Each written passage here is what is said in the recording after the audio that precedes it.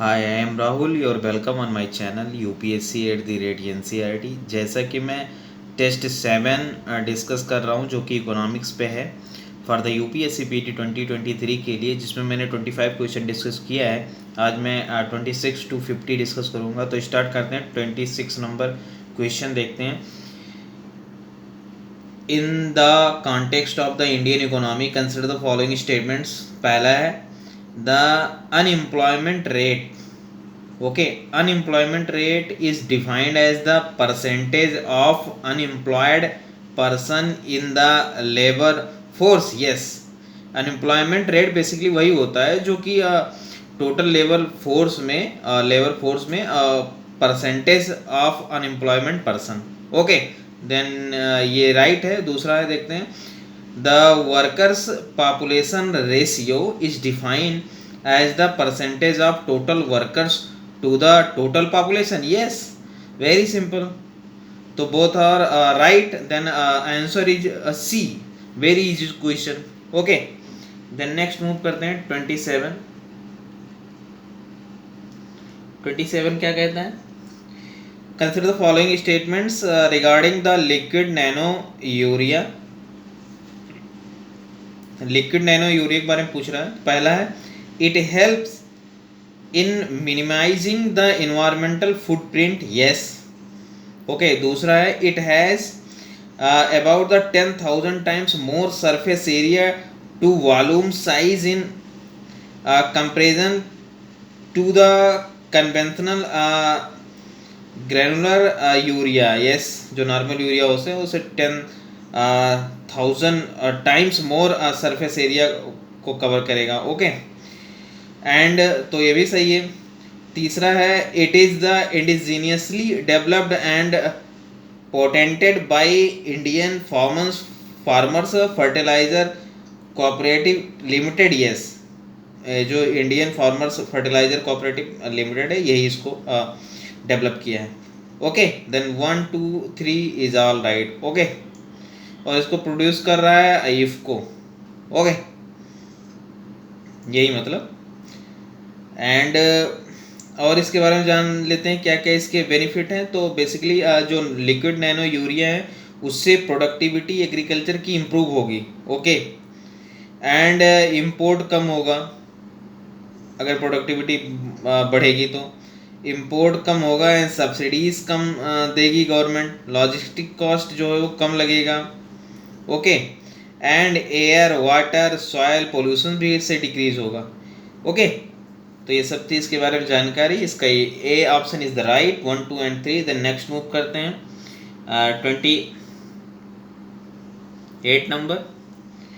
Which of the following can be potential trades of contractionary fiscal policy. Okay, मतलब reduce fiscal policy कैसे होता है। तो पहला देखते हैं decrease in the tax rate of the vehicles in order to increase the sale. No भाई, raise करेंगे टैक्स तब तो फिस्कल पॉलिसी रिड्यूस होगी। ओके, मतलब उसमें कमी आएगी। तो पहला गलत। दूसरा देखते हैं reduction in subsidies of LPG cylinders. Yes भाई, सब्सिडी कम देंगे तो वो फिस्कल को ही बेनिफिट करेगा। ओके, तो ये सही है, second is right. And third देखते हैं increase in government expenditure on infrastructure development. No, cut करेगा वो, गवर्नमेंट एक्सपेंडिचर कट करेगा तभी तो फिस्कल मजबूत होगा। तो ये भी गलत है, यानी कि only 2 A option is right. Okay, then next move करते हैं 29 with reference to the cash reserve ratio CRR के बारे में पूछ रहा है। Consider the following statement. पहला है it is a percentage of deposits which ये commercial bank must keep with itself in reserves. No, itself नहीं, CRR basically as a cash RBI के पास रखना पड़ता है। ओके, जो कि लगभग 4% के आसपास होता है। SLR खुद के पास रखना होता है इटसेल्फ, वो लगभग 18% होता है। और वो गवर्नमेंट सिक्योरिटीज़ भी हो सकता है, वो कैश भी हो सकता है। ओके, लेकिन इसमें CRR में केवल कैश ही होगा, ये ध्यान में रखना।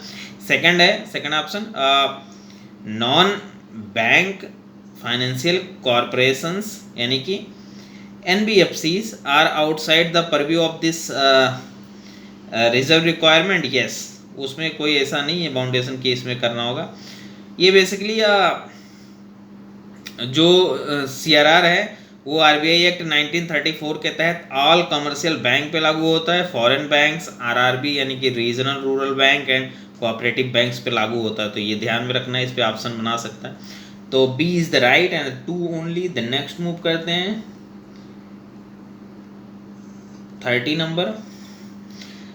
ये raise in the price of foreign exchange, okay, ये raise in price of foreign exchange, ये fall in the value of rupee, okay, यानी कि डिप्रिसिएशन हो रहा है मनी का, devaluation, and sorry would likely result in which of the following. तो basically ये बी ऑप्शन सही है, increase the cost of purchasing ये foreign goods. Indian rupee value कम हो रहा है यानी कि डॉलर मजबूत हो रहा है, इससे क्या होगा, जो इंपोर्ट करते हैं उसकी कॉस्ट बढ़ जाएगी यानी कि फॉरेन गुड्स जो है वो महंगा हो जाएगा। तो यही बी ऑप्शन सही है। और बेसिकली जो हम एक्सपोर्ट करते हैं वो सस्ता हो जाएगा यानी कि इंडियन जो एक्सपोर्ट है वो बढ़ जाएगा। तो ये ध्यान में रखना है। डिवैल्यूएशन चाइना अक्सर अपनी करेंसी का कर देता है, ओके, इसीलिए एक्सपोर्ट बढ़ाने के लिए। फिर नेक्स्ट देखते हैं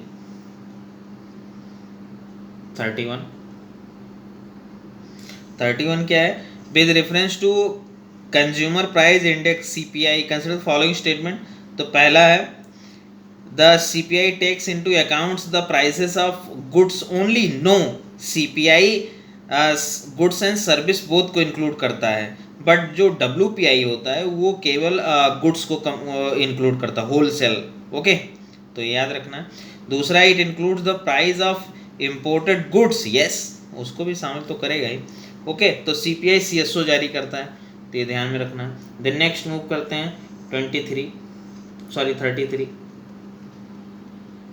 32 which of the following can be accounted as capital receipt in the annual financial statement, जो कि आर्टिकल 112 में है बजट, उसमें कैपिटल रिसिप्ट के अंतर्गत कौन कौन आते हैं यही पूछ रहा है, सिंपल सा। तो loan received from the foreign governments, yes, ये कैपिटल रिसिप्ट है, ये पूंजी है। दूसरा, borrowings by the governments through the sale of the treasury bills, yes, ये भी आएगा, ओके, क्योंकि ट्रेजरी बिल्स सेल कर रहे हो जो कि सेंट्रल गवर्नमेंट जारी करती है, okay, government securities. And third है collection and the appropriations of the direct taxes, no, ये रेवेन्यू रिसिप्ट में आएगा, तो 3 इज रॉन्ग, ओके। देन 4 देखते हैं recovery of loans and advances, तो ये okay, 4 is the right. Then 1, 2 and इसमें देखो 1, 2 and 4 is the right, okay.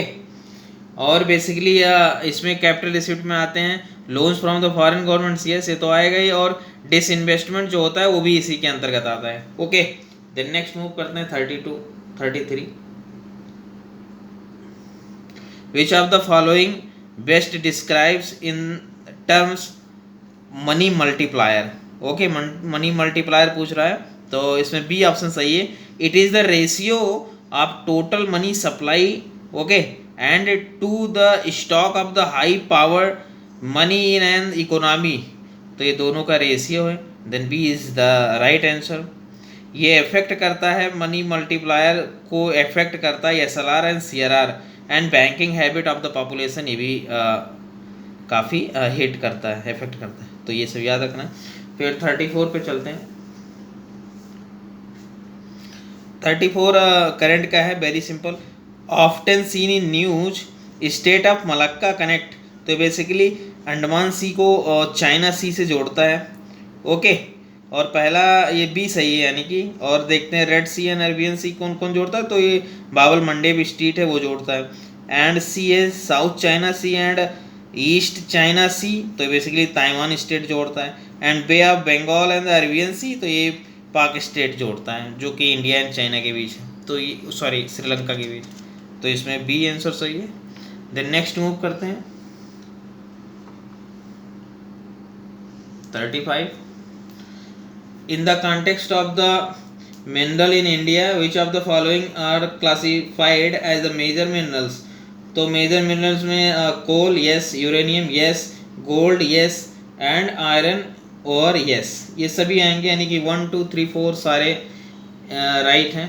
Okay, and कुछ और मेजर मिनरल्स में देखते हैं तो bauxite, lead, nickel, okay, tungsten, uranium, zinc, ये सब मेजर मिनरल्स में आते हैं।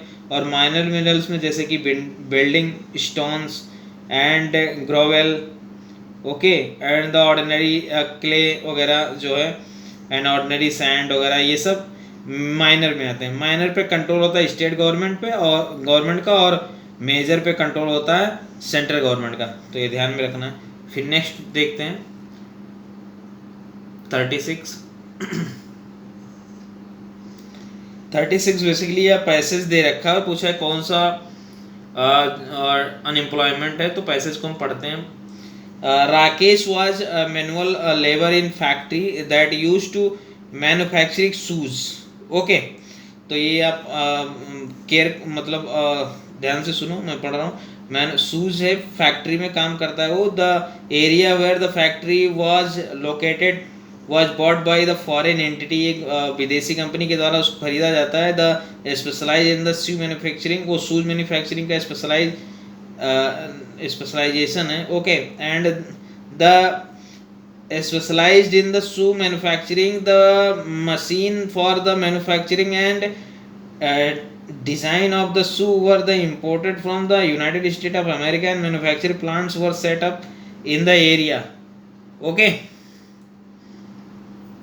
तो इतना हो गया set of the area. It was observed that special knowledge of the computer and the numerical competency was required to operate those machine, okay, those machine which Rakesh lacked, and thus he was fired from his job, leading to unemployment. Which what kind of the unemployment depicted in the passage given above?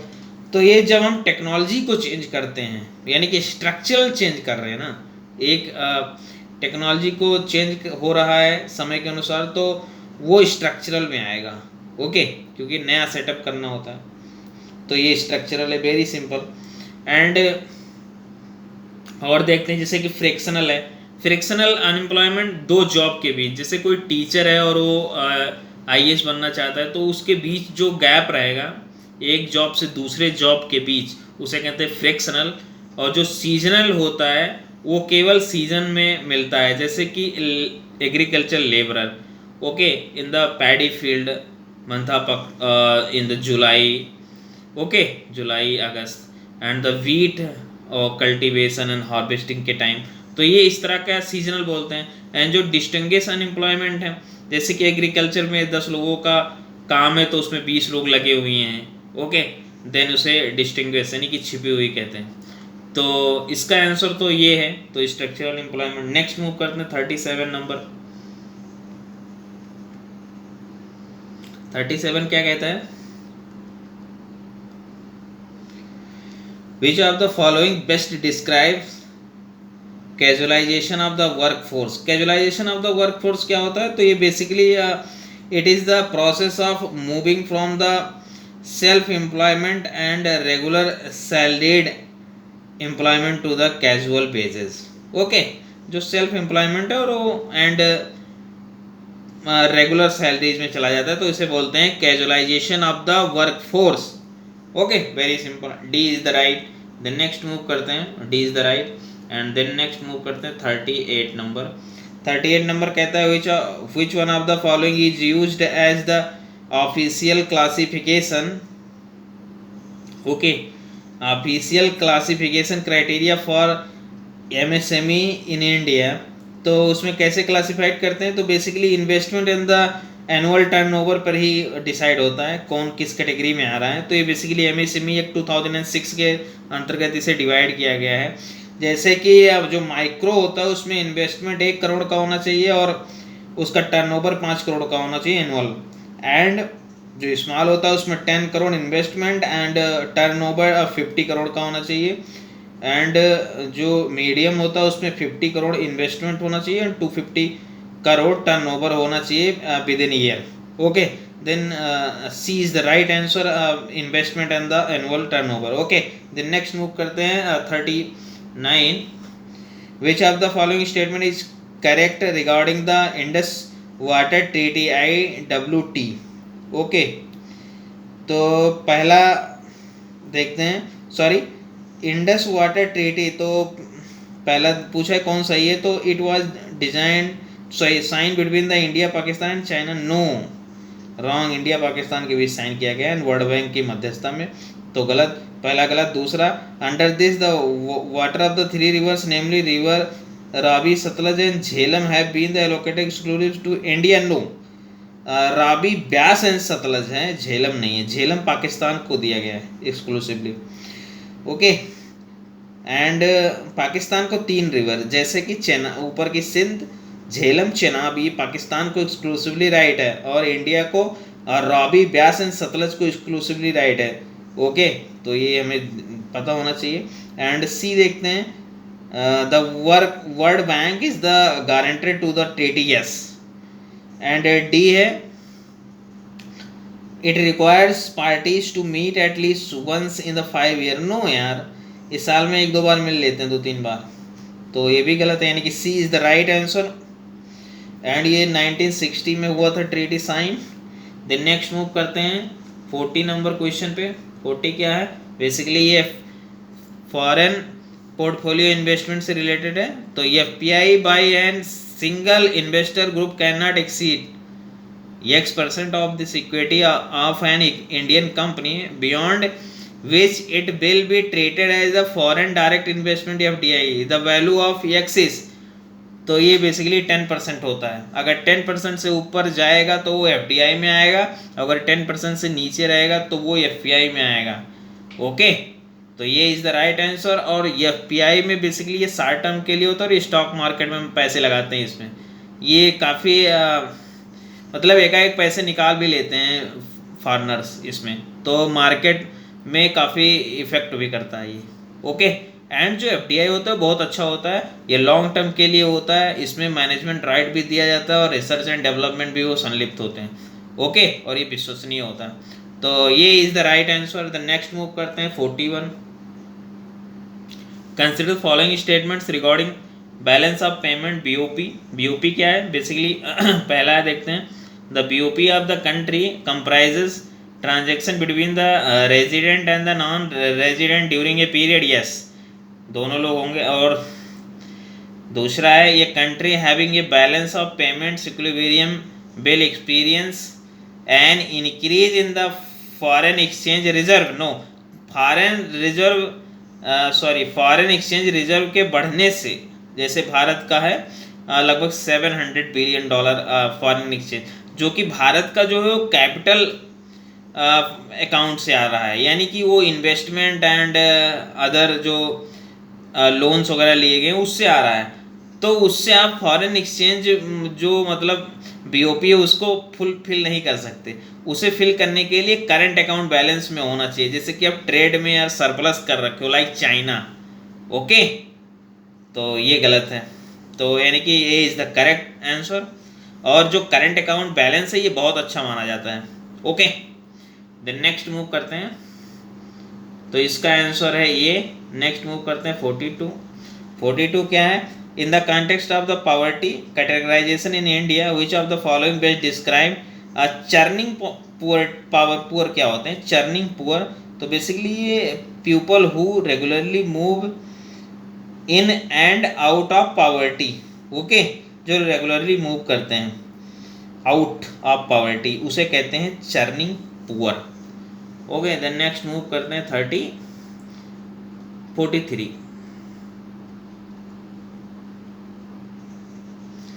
43 The cases of monkeypox recently have seen confirmed with Europe being the worst affected. In this context, which of the following statement is correct about the monkeypox? So monkeypox basically anyone can get or the pass on the monkeypox, including the rodent and the primates. Okay, monkeypox basically a genetic viral disease है. ये आर्थोपॉक्स viruses से फैलता है, यानी कि इसमें बैरियोला pox यानी कि small pox and the cow pox viruses सम्मिलित होते हैं. तो ये वेरी इंपॉर्टेंट है. एंड 1970 में पहली बार ह्यूमन में पाया गया था. इससे पहले 1956 में मंकी में पाया गया था. इसके मेन फैलने का कारण है मैन सेक्स विद मैन. अगर मैन सेक्स मैन करता है तो इससे ज़्यादा फैलने की संभावना है. Okay, then C is the right answer. Next move करते हैं.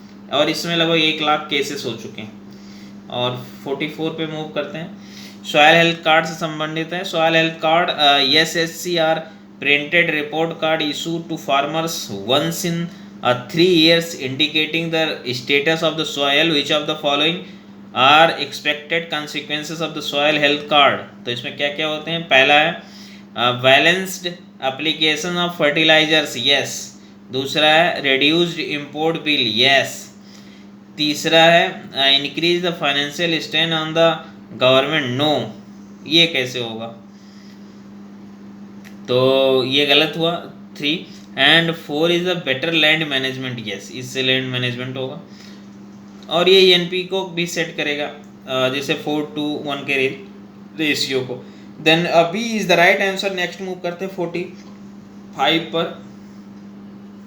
With reference to the hybrid annuity model, HAM model, for the public private partnership in highway construction, consider the following statement. तो पहला है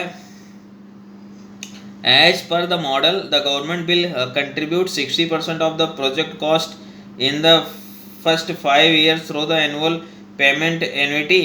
No, contribute 40% केवल करता है, तो ये गलत है पहला. दूसरा अंडर HAM ये road developer construct the road and he and she allowed to recover his or her investment through the toll collection. No, ये टोल कलेक्ट की राइट नहीं होता इसे. No toll right for the developers. Okay, तो इसके लिए नहीं है, तो D is neither 1 nor 2. D is the right answer. तो नेक्स्ट मूव करते हैं. 46 नंबर को देखते हैं. 46 क्या है. Consider the following statements regarding patent rights in India. Patent right के बारे में पूछा. पेटेंट इज ये statutory right for and the inventions granted to the patentee by the governments, yes. ये पेटेंट राइट एक्ट 2005 के तहत है, जो कि अमेंडमेंट किया गया था. एंड दूसरा है patent is granted for the 50 years from the date of the filing of the application. No, 20 years तक होता. थर्ड देखते हैं एन इन्वेंशंस रिलेटिंग टू ये process can not be patented in India. No, हो सकता है पेटेंटेड इन इंडिया, प्रोसेस कर सकता है. तो 3 and 1 is wrong, sorry 2 and 3 is wrong. Then ए यानी कि only 1 is the right answer. Then next move करते हैं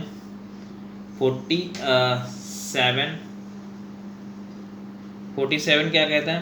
consider the following statement with reference to the voting in the Rajya Sabha elections.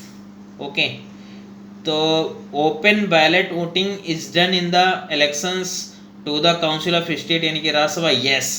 Open ballot voting का मतलब है कि लोगों को पता होगा कि इस पार्टी के मेंबर इन्हीं को अपनी राज्यसभा मेंबर चुनेंगे. ओके, क्योंकि इस पे विप भी जारी हो सकता है. आप पार्टी के खिलाफ वोटिंग नहीं कर सकते. उसके लिए अगर करोगे तो विप जारी होगा और आपकी सदस्यता चली जाएगी.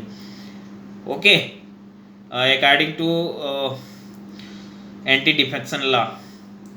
ओके, 1985. तो पहला इज फर्स्ट इज राइट. दूसरा है members of the legislative assembly MLAs belonging to a political party can show their the ballot papers after the making their votes to the authority agent of the party only, yes. वो दिखा सकते हैं. Okay, and third है independent के बारे में पूछा है. तो बेसिकली इंडिपेंडेंट जो होते हैं, independent MLA can show their mocked ballot paper to the authorized agent of any party. No, वो नहीं दिखा सकते, not so, वो तुरंत ही जमा करना होगा, उसे बॉक्स में डालना होगा. तो third is wrong, then 1 and 2 is the right answer. ये option is right. And the next move करते हैं 48 नंबर. 48 क्या कहता है?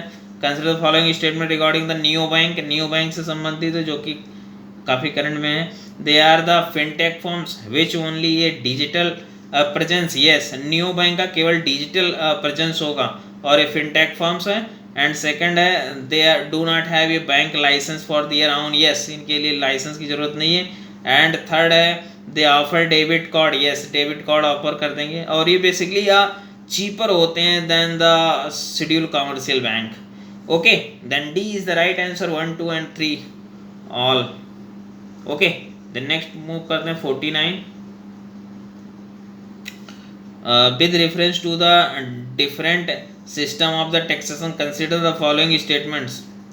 तो पहला है, the percentage tax rate increases proportionally with the increase in the income under the proportional taxation regime.